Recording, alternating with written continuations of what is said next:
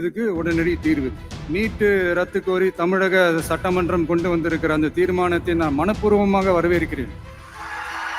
என்னை பொறுத்த வரைக்கும் அது ஒரு நீட்டு தேர்வுக்கு எதிர்ப்புக்கு ஆதரவாக கருத்து சொல்லியிருக்கிறாரு, வரவேற்கத்தக்கது.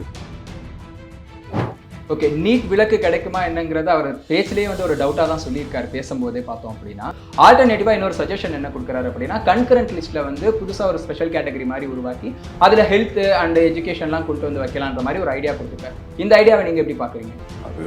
அது என்னை பொறுத்த வரைக்கும் தம்பி விஜய் இன்னும் என்லைட்டன் ஆகணும். அரசியல் நீங்கள் எந்த நேமில் கன்கரண்ட்னு வந்தாலும், கன்கரண்ட்னு வந்துருச்சுனாவே அது ஒன்றிய அரசு அதிகாரம் தான் ஃபைனல், ரைட்? அதான் அரசியலமைப்பு சட்டம் சொல்லுது. அப்போ நீங்கள் என்ன ஸ்பெஷல் கன்கரண்ட் லிஸ்ட்னா, கல்வியை பொதுப்பட்டியலுக்கு கொண்டுட்டு வரணுங்கிறாரு, நீட் விலக்கு வேணுங்கிறாரு, ஒன்றிய அரசுன்னு யூனியன் கவர்மெண்ட் ரெஃபர் பண்ணுறாரு. நீங்கள் விஜயும் ஒரு டிராவிடியன் ஸ்டாக் தான் அப்படின்னு நினைக்கிறீங்களா? இந்த மண்ணின் மைந்தர்கள் யாரோ அவர்கள் எல்லாம் டிராவிடியன் தான்.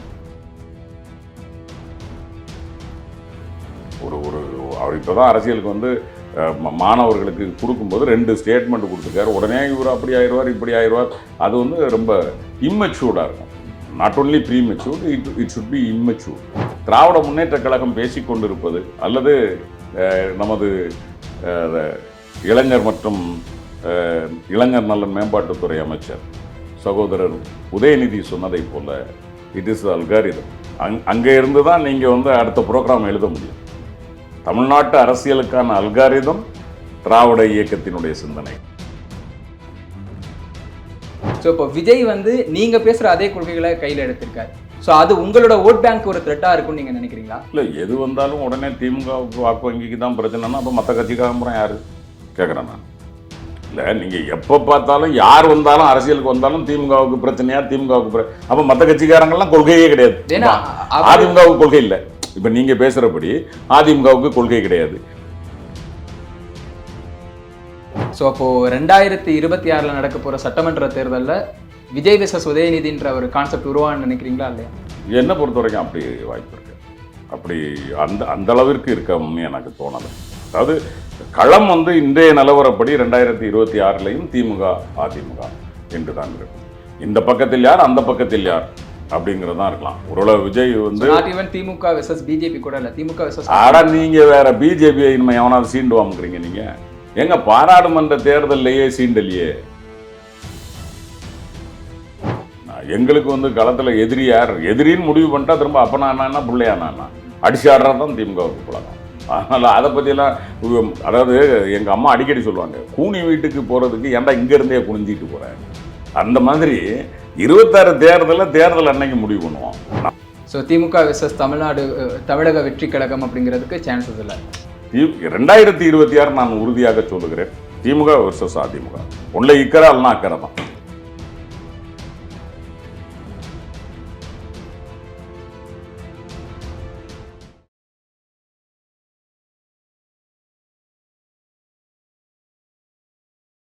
வணக்கம் and welcome to the debate. நான் ராஃபிக். தமிழக வெற்றி கழகத்துடைய தலைவர் விஜய் கட்சி தொடங்கி கிட்டத்தட்ட 4 மாதம் கழிச்சு முதன்முறையாக ஒரு பொலிட்டிக்கல் ஸ்டாண்ட் எடுத்து ஒரு ஸ்பீச் கொடுத்துருக்காரு. ரொம்ப ஷார்ட்டமாக அந்த ஸ்பீச் இருந்தாலும் அதனுடைய தாக்கம் அரசியல் களத்தில் இருக்குன்னு எதிர்பார்க்கப்படுது. இது குறித்து இன்னைக்கு நம்ம கூட பேசுறதுக்காக திமுகவுடைய செய்தி தொடர்பாளர் கான்ஸ்டான்டின் ரவீந்திரன் இருக்காரு. சார் வணக்கம். வணக்கம் சார். விஜயோட பொலிட்டிக்கல் ஸ்பீச் பார்த்தீங்களா, எப்படி இருக்கு? என்னை பொறுத்த வரைக்கும் அது ஒரு நீட்டு தேர்வுக்கு எதிர்ப்புக்கு ஆதரவாக கருத்து சொல்லியிருக்கிறாரு, வரவேற்கத்தக்கது. ஏனென்றால் திராவிட முன்னேற்ற கழகம் ஆரம்பத்திலேயே முதல்ல இந்தியாவில் நீட்டு தேர்வுக்கு எதிராக வழக்கு தொடுத்து அது நடத்தக்கூடாதுன்னு வாங்கினது தலைவர் கலைஞர் 2010 2011 அந்த காலகட்டத்தில்.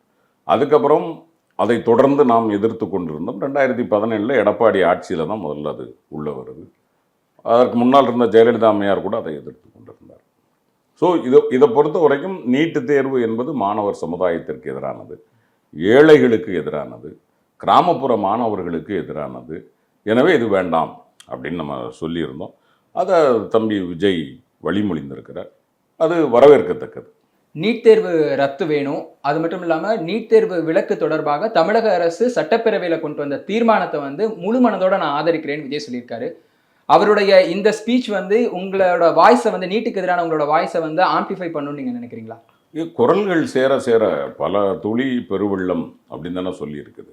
ஸோ யார் ஒருவர் குரல் கொடுத்தாலும் அது ஒரு வலு சேர்க்கும். அதில் தம்பி விஜய் போன்றவர்கள் வந்து ஒரு இளைய தலைமுறையோட சினிமா மூலமாக தொடர்பில் இருக்கிறவர்கள். அவரை ரசிக்கிற ரசிகர்களுக்கு இதுவரைக்கும் அவங்க வந்து நீட் தேர்வை பற்றிய சிந்தனை இல்லாமல் இருக்கலாம். இப்போ தம்பி விஜய் பேசி இருக்கிற போது அது இன்னும் பரவலாக போய் சேர்வதற்கான வாய்ப்பு இருக்கிறது. எனவே அந்த வகையில் அது நல்ல ஒரு முன்னெடுப்பை அவர் செய்திருக்கிறார். மக்களுக்கு வந்து அவேர்னஸ் கிடைக்கும்ன்றது ஓகே, விஜயோட பேச்சு அப்படின்றனால ரசிகர்களுக்கும் மாணவர்களுக்கும் அவேர்னஸ் கிடைக்கும்.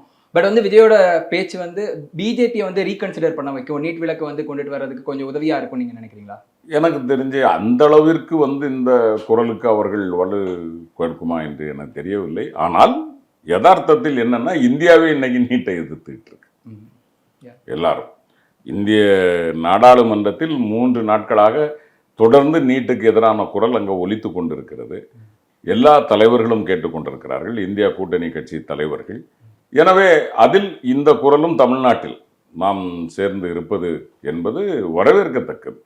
மற்றபடி அதாவது எத்தனையோ இயக்கங்களுக்கு குரல் கொடுக்காத, செவிசாய்க்காத பாரதிய ஜனதா கட்சி வந்து அப்படி ஒரு ஜனநாயக இயக்கம் அல்ல. அது புதிதாக இதில் வந்து ஒரு ஜனநாயகத்தில் வலு சேர்க்கிறது அப்படிங்கிறது இல்லை. உதாரணத்துக்கு நான் வந்து அந்த வேளாண் சட்டங்கள் 3 நம்ம எவ்வளவு குரல் கொடுத்தோமே, அத்தனை கட்சியும் எதிர்த்தோமே. அவங்க கட்சி உழவர் பிரிவு பாரத கிஷான் சங்கா என்னமோ அந்த அமைப்பை எதிர்த்தப்போ கூட அவங்க கண்டுக்கலை. ஆனால் பஞ்சாப் ஹரியானா விவசாயிகள் சாதித்தார்கள். ஓராண்டு காலத்திற்கு மேலாக போராட்டங்களை நடத்தி சாதனை சாதித்தார்கள். எனவே இந்த அரசு என்பது ஜனநாயகத்தின் குரலுக்கு வலி சேர்க்குமா என்றால், பாரதிய ஜனதா கட்சியை போன்ற ஒரு எதேச்சதிகார சர்வாதிகார ஒரு பிடிவாதமான ஒரு அரசாங்கத்திடம் அது பெரிய வலுவை சேர்த்து விடும் என்று நான் நம்புவதற்கில்லை. ஓகே, நீட் விலக்கு கிடைக்குமா என்னங்கிறது அவர் பேச்சிலேயே வந்து ஒரு டவுட்டாக தான் சொல்லியிருக்காரு. பேசும்போதே பார்த்தோம் அப்படின்னா வேணும்னு கேட்டிருக்காரு, பட் அது ஒரு டவுட்டு, செய்வாங்களான்னு தெரியலன்ற மாதிரி சொல்லுவார். ஆல்டர்னேட்டிவாக இன்னொரு சஜஷன் என்ன கொடுக்குறாரு அப்படின்னா, கன்கரண்ட் லிஸ்ட்டில் வந்து புதுசாக ஒரு ஸ்பெஷல் கேட்டகரி மாதிரி உருவாக்கி அதில் ஹெல்த் அண்ட் எஜுகேஷன்லாம் கொண்டு வந்து வைக்கலான்ற மாதிரி ஒரு ஐடியா கொடுத்துருக்காரு. இந்த ஐடியாவை நீங்கள் எப்படி பார்க்குறீங்க? அது வந்து என்னை பொறுத்த வரைக்கும் தம்பி விஜய் இன்னும் என்லைட்டன் ஆகணும் அரசியல். ஏன்னா கன்கரண்ட் அப்படின்னீங்கன்னாவே அல்டிமேட்டாக வந்து அது யூனியன் கவர்மெண்ட்டோட தான். ஏன்னா அதிகாரம் இல்லாத அதிகாரம் யாருக்கு இருக்கிறது? அதாவது ஒன்றிய அரசு பட்டியல், மாநில அரசு பட்டியல், பொதுப்பட்டியல், இது இல்லாத அதிகாரங்கள், அதிகாரம் இல்லாத அதிகாரம் அது யாருக்கு இருக்குது அப்படின்னா ஒன்றிய அரசுக்கு தான் இருக்குது. நீங்கள் எந்த நேமில் கன்கரண்ட்னு வந்தாலும், கன்கரண்ட்னு வந்துருச்சுனாவே அது ஒன்றிய அரசு அதிகாரம் தான் ஃபைனல், ரைட்? அதான் அரசியலமைப்பு சட்டம் சொல்லுது. அப்போ நீங்கள் என்ன ஸ்பெஷல் கன்கரண்ட் லிஸ்ட்டுனா, எக்ஸம்ப்டட் கன்கரண்ட் லிஸ்ட்டுனா, நீங்கள் என்ன பேர் வைத்தாலும் அதனுடைய கேரக்டரிஸ்டிக்ஸ் இருக்குல்ல, அதனுடைய கருதுகோள்கள் அல்லது கருத்துக்கள், அது யாருக்கு அதிகாரம் என்று சொன்னால் ஒன்றிய அரசுக்கு தான் அதிகாரம். எனவே நான் அதை முற்றிலும் நிராகரிக்கிறேன். ஆக்சுவலாக விஜயோட அந்த ஸ்பீச் ஃபுல்லாக பார்த்தோம் அப்படின்னா வந்து கல்வியை பொதுப்பட்டியலுக்கு கொண்டுட்டு வரணுங்கிறாரு, நீட் விலக்கு வேணுங்கிறாரு, ஒன்றிய அரசுன்னு வந்து யூனியன் கவர்மெண்ட் வந்து ரெஃபர் பண்ணுறாரு. நீங்கள் விஜயும் ஒரு டிராவிடியன் ஸ்டாக் தான் அப்படின்னு நினைக்கிறீங்களா? என்னை பொறுத்த வரைக்கும் தமிழர்கள் எல்லாருமே டிராவிடியன் ஸ்டாக் தான். சில பேர் வந்து அரசியலுக்காக அதை வந்து நம்ம மறுக்கலாம். இந்த மண்ணின் மைந்தர்கள் யாரோ அவர்கள் எல்லாம் டிராவிடியன் தான், ரைட்? அப்படி பார்த்தீங்க அப்படின்னா டிராவிடியன் அப்படிங்கிறது இங்கே வந்து எப்படி பார்க்குறோம் அப்படின்னா, வந்தேரிகள் மண்ணின் மைந்தர்கள், மண்ணின் மைந்தர்கள் தான் டிராவிடியன்ஸ் என்பது தான் டாக்டர் அம்பேத்கரினுடைய கூற்று. அப்படி பார்த்தீங்கன்னா டிராவிடியன் அப்படிங்கிறதே இங்கே யார் அப்படின்னா தமிழர்கள் தான் அப்படின்னு தான் அம்பேத்கர் வந்து டிரைவ் பண்ணுறார். அம்பேத்கர் அப்படிங்கிறவர் சும்மா பண்ணலை, ஏறத்தாழ 10க்கும் மேற்பட்ட பிஹெச்டி பண்ண மனிதர். எனவே அவர் இந்திய மனித சமூகங்கள் குறித்தும் சமூக அமைப்புகள் குறித்தும் தெளிவான ஒரு முடிவிற்கு வந்து தான் அவர் அதை எழுதுகிறார். அப்படி பார்க்கிற போது தமிழர்கள் எல்லோரும் திராவிடர்கள் தான். அந்த வகையில் தம்பி விஜய் உட்பட எல்லோருமே திராவிடியன் தான். இதே ரீதியில் பார்த்தோம் அப்படின்னா அவர் பேசுகிற அதே நீட் விலக்காகட்டும், இல்லை கல்வியை வந்து பொதுப்பட்டியல் கொண்டு வராதாகட்டும், ஒன்றிய அரசாகட்டும், திமுகவுடைய அதே கொள்கைகள் தான். அவர் வந்து டிராவிடியன் ஸ்டாக் அப்படின்னா திமுக தான் அவரை இயக்குதா? அப்படி எடுத்துக்க முடியாது. ஏன்னா நீங்க பேசுறது தானே அவரும் பேசுறாரு. நாங்கள் பேசாததை எவரும் பேச முடியாது. ஏன்னா திமுக என்பது அரசியல் இயக்கம் மட்டுமல்ல, அது ஒரு சமூக இயக்கம். இந்த சமூகத்திற்கான தத்துவத்தை அது பேசிக்கொண்டே இருக்கும். அதுதான் பேரறிஞர் அண்ணா சொன்னார். நான் தம்பி வெற்றி தோல்வி என்பது என் தோளில் கிடக்கிற துண்டு, தூக்கி போட்டு போயிட்டே இருப்பேன் நான். ஆனால் சமூகத்திற்காக நான் உழைத்து கொண்டிருக்கிற என் கொள்கை என் வேட்டியை போன்றது. அதை நான் மாற்ற முடியாது. கொள்கை என்பது இருந்து கொண்டே இருக்கும். அது என் மானம் காப்பது. எனவே அந்த வகையில் திராவிட முன்னேற்ற கழகம் பேசிக்கொண்டிருப்பது அல்லது நமது இளைஞர் மற்றும் இளைஞர் நலன் மேம்பாட்டுத்துறை அமைச்சர் சகோதரர் உதயநிதி சொன்னதை போல இட் இஸ் அல்காரிதம். அங்கே இருந்து தான் நீங்கள் அடுத்த ப்ரோக்ராம் எழுத முடியும். தமிழ்நாட்டு அரசியலுக்கான அல்காரிதம் திராவிட இயக்கத்தினுடைய சிந்தனைகள் தான். நீங்கள் சொல்லிட்டீங்க தமிழ்நாடு அரசியலுக்கான அல்காரிதமே திராவிடிய இயக்கம் அப்படின்னு சொல்லிட்டீங்க, திராவிடியன் இயக்கம்னு சொல்லிட்டீங்க. ஸோ இப்போ விஜய் நீங்கள் பேசுகிற அதே கொள்கைகளை கையில் எடுத்திருக்காரு. ஸோ அது உங்களோட ஓட் பேங்க் ஒரு த்ரெட்டாக இருக்கும்னு நீங்கள் நினைக்கிறீங்களா? எங்கள் கொள்கையை தவிர வேற ஒரு கொள்கையை பேசுனது இங்கே யார்? அதை சொல்லுங்கள். நீங்கள் பாஜக இருக்காங்களே. பாஜக மக்கள் ஏற்றுக்கிட்டாங்களா? நாம் தமிழர் கட்சி இருக்காங்க. நாம் தமிழர் நாங்கள் பேசாததை பேசலை. நாங்கள் பேசுகிறத தான் அவங்க பேசுகிறாங்க. மொழியை பேசுகிறதும் அவங்க, நாங்கள் பேசுகிறது தான், இனம் பேசுகிறதும் நாங்கள் தான். என்ன அவங்களுக்கு தமிழர் திராவிடர் இப்படின்னு ஒரு பொய்யான ஒரு கட்டுரை அதை பேசிக்கிட்டு இருப்பாங்க. பட் அதை பற்றி நம்ம கவலைப்பட வேண்டியது, அது நிறைய நம்ம பேசியாச்சு. பட் நான் சொல்கிறது என்னென்னா, நாங்கள் பேசிய தத்துவம் இந்த மண்ணுக்கானது. இதை எதிர்த்து பேசுகிற யாரும் இந்த மண்ணில் நின்று நிலைக்க முடியாது. அந்த வகையில் யார் வந்தாலும் அதைத்தான் பேசியாக வேண்டும். ஸோ விஜய்னால திமுகவுக்கு எந்த பாதிப்பும் இல்லை. என்ன பாதிப்பு வரப்போகுது? நீங்கள் நான் பேசுகிறது தான் நீங்கள் பேசுகிறீங்க. ஓகே, அப்போ அந்த கொள்கையில் உடன்பாடு உடைய மக்கள் தான் திமுகவில் இருக்கிறாங்க. இவங்க ஏன் அங்கே போனோம் இல்லையா? விஜய் யாரை இப்போ டார்கெட் பண்ணுறாருன்னு நினைக்கிறீங்க? என்னை பொறுத்த வரைக்கும் இந்த புதுசாக வரக்கூடிய அல்லது புதிதாக ஒரு அரசியலுக்கு வர்றவங்க எப்போவுமே என்னென்னா இந்த தத்துவம் இதெல்லாம் பார்க்க மாட்டாங்க. யாராவது கொஞ்சம் இந்த அடாவடியாக பேசினா அல்லது ஒரு புதுமையாக ஒரு இடத்துல இருந்து வந்தால், ஒரு பாப்புலாரிட்டியோட வந்தால் கூட அவங்க கூட ஒரு கூட்டம் போகும். இது யதார்த்தம். இதை நீங்கள் தடுக்கவே முடியாது. இப்போ தம்பி விஜய் கட்சி ஆரம்பிச்சு ஒரு 2 வருஷம் கழிச்சு அல்லனா ஒரு 2 மாதம் கழிச்சு அஜித் ஒரு கட்சி தோக்குறாருன்னு வைங்க, இதே மாதிரி ஒரு கூட்டம் போகும். Right, okay. அதனால தமிழ்நாட்டினுடைய அரசியல் களம் மாறி போச்சு, அவங்க 2 பேர் கைக்கும் போயிடுச்சு அப்படின்லாம் சொல்ல முடியாது. ஓகே, ஸோ தமிழ்நாட்டை பொறுத்த வரைக்கும் தமிழ்நாட்டு மக்கள் தலைவர்களை எடை போடுவார்கள். நீங்கள் என்ன பேசுகிறீங்க, எப்படி இருக்கிறீங்க, உங்களுடைய அரசியல் எதை நோக்கி இருக்கு, காசுக்காக இருக்கா, பணத்துக்காக இருக்கா, சாதிக்காக இருக்கா, அல்லது இனத்துக்காகவும் சமூக நீதிக்காகவும் இருக்கிறதா, இதெல்லாம் பார்த்து தான் அவங்க முடிவெடுப்பாங்க. ஆனால் இது எதையுமே சிந்திக்காத ஒரு புது கூட்டம் இருக்கு இல்லையா அரசியலில். எம்எல்ஏன்னா என்ன தெரியாது, எம்பினா என்ன தெரியாது. இன்னும் சில பேர் கொஞ்சம் பிரபலமான கட்சிக்காரங்களை அமைச்சர் எம்எல்ஏலாம் நினச்சிக்கிட்டு இருக்கிறாங்க. இந்த மாதிரியெல்லாம் இருக்கிற இளைஞர்கள் இருக்காங்கல்ல, அவங்க இந்த புது கடைகளை நோக்கிய பயணம் இருக்கும். ஆக்சுவலாக திமுகவுடைய அந்த அரசியலே பார்த்தோம் அப்படின்னா திராவிட கொள்கைகள், ரெண்டாவது என்ன அப்படின்னா பாஜகவுக்கு எதிரான அரசியலை தான் இப்போ முன்னெடுத்துட்டு இருக்கீங்க. ஸோ இப்போ விஜயோட ஸ்பீச் வச்சு பார்க்கும்போது அவரும் ஆல்மோஸ்ட் பாஜக எதிர்ப்பு மனநிலையை முன்னெடுத்துட்ட மாதிரி தான் தெரியுது அவரோட ஸ்பீச் வச்சு பார்க்கும்போது, நீட் தேர்வுக்கு எதிரான அவருடைய பேச்சுக்களை வச்சு பார்க்கும்போது. ஸோ இந்த மாதிரி அவர் போகும்போது அவருக்கு எக்ஸ்ட்ரா ஒரு மைலேஜ் கிடைக்கிற மாதிரி இல்லையா? திமுகவுடைய வாக்கு வங்கிக்கு பிரச்சனை வரும்ன்ற ஒரு இது இல்லையா? இல்லை, எது வந்தாலும் உடனே திமுகவுக்கு வாக்கு வங்கிக்கு தான் பிரச்சனைனா அப்போ மற்ற கட்சிக்காரம்புறம் யாரு கேட்குறேன் நான். இல்லை, நீங்கள் எப்போ பார்த்தாலும் யார் வந்தாலும் அரசியலுக்கு வந்தாலும் திமுகவுக்கு பிரச்சனையா, திமுகவுக்கு அப்போ மற்ற கட்சிக்காரங்கள்லாம் கொள்கையே கிடையாது. அதிமுகவுக்கு கொள்கை இல்லை. இப்போ நீங்கள் பேசுகிறபடி அதிமுகவுக்கு கொள்கை கிடையாது, எனவே இவர் பேசுகிற கொள்கை அவங்கள பாதிக்காது. நாம் தமிழருக்கு கொள்கை இல்லை. இப்போ உங்களுடைய கேள்வியில் சொல்கிறேன் நான். அதனால நாம் தமிழரை பாதிக்காது. இது நேர யாரை பாதிக்கும்? திமுகவை பாதிக்கும். என்ன காரணம்னு கேட்குறான். வர்றவன் பூரா திமுகவை தான் பாதிப்பான் அப்படின்னா அப்போ திமுக தான் இங்கே ஒரு மரம், கொள்கையில் வேரூன்றி நிற்கிற ஆலமரம் அப்படிங்கிற இடத்துக்கு தானே வரணும் நம்ம. இப்போ அவர் எடுத்திருக்க கொள்கையே நீங்க பேசுற அதே விஷயங்கள் அவரும் கையில எடுத்திருக்கிறதுனால அப்படி ஒரு கொஸ்டின் வருது. நான் என்ன பொறுத்த வரைக்கும் இட் இஸ் வெரி ப்ரீமெச்சூர். அவர் இப்போதான் அரசியலுக்கு மாணவர்களுக்கு கொடுக்கும்போது 2 ஸ்டேட்மெண்ட் கொடுத்துருக்காரு. உடனே இவர் அப்படி ஆயிடுவார் இப்படி ஆயிடுவார். அது வந்து ரொம்ப இம்மெச்சூர்டாக இருக்கும். Not only prematured, it should B immatured.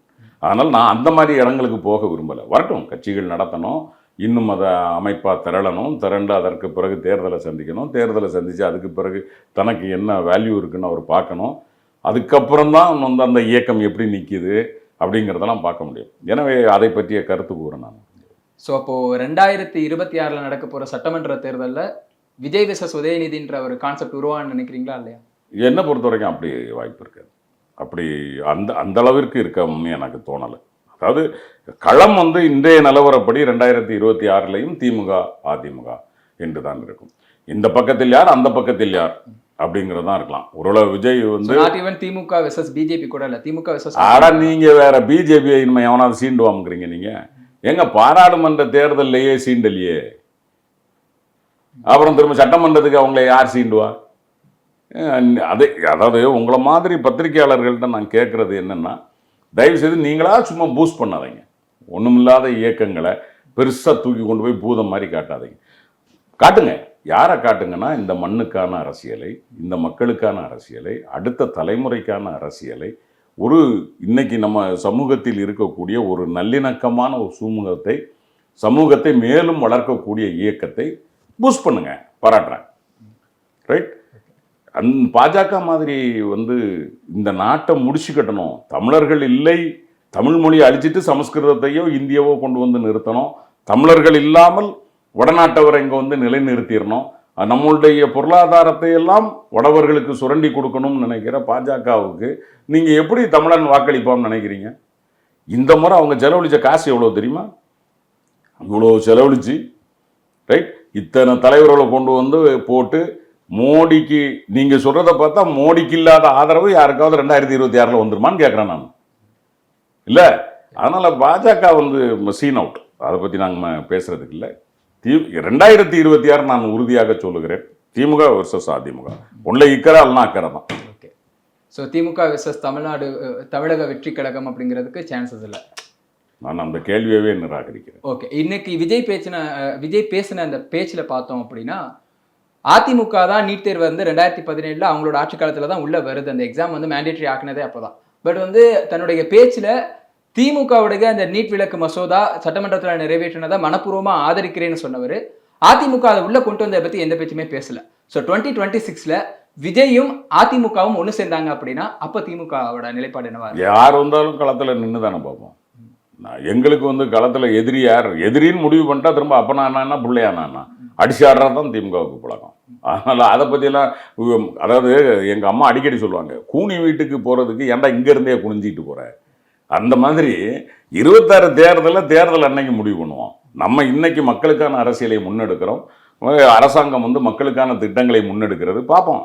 யார் வந்தாலும் திமுக அதுக்காக அசந்த இதுவரைக்கும் நின்னதில்லை. யாரோ ஜாம்பவான்கள் எல்லாம் சேர்ந்து நின்று பார்த்தார்கள். திமுக என்ன ஓடி போய் விட்டதா என்ன? இது பணங்காட்டு நரி, சலசலப்பு கஞ்சர்.